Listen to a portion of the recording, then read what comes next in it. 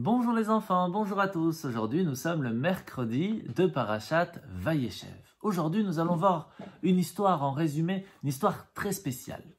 Yehuda va marier un de ses garçons à une femme extrêmement belle appelée Tamar. Malheureusement, son fils va partir au ciel et c'est son deuxième fils qui va se marier avec elle. Mais lui aussi ne va pas rester longtemps vivant et va aussi partir de ce monde. Mais il eut très peur pour son troisième fils et préféra attendre. Alors qu'il attendait et que le fils commençait à devenir déjà très grand, Tamar ne pouvait plus attendre et réussit à attraper Yehuda pour pouvoir être marié avec lui. Mais Yehuda ne savait pas que c'était elle.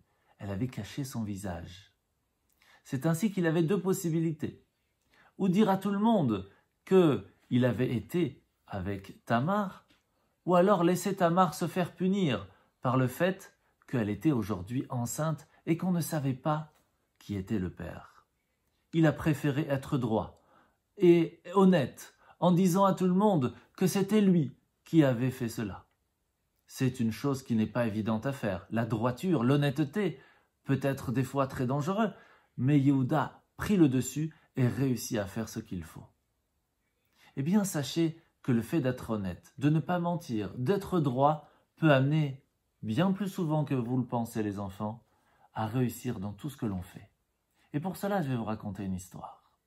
Un jour, Rabbi David Louria a été accusé d'être le révolté sur la royauté, ce qui veut dire qu'il faisait des plans pour essayer de tuer le roi. Bien sûr, ce n'était pas le cas.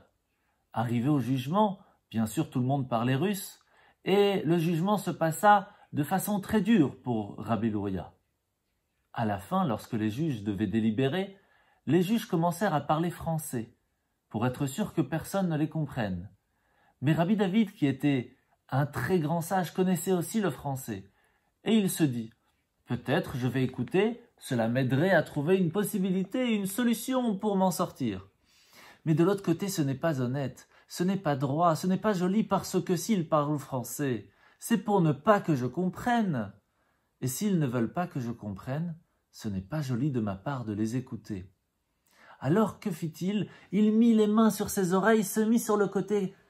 Les juges pensaient qu'il se moquait de lui.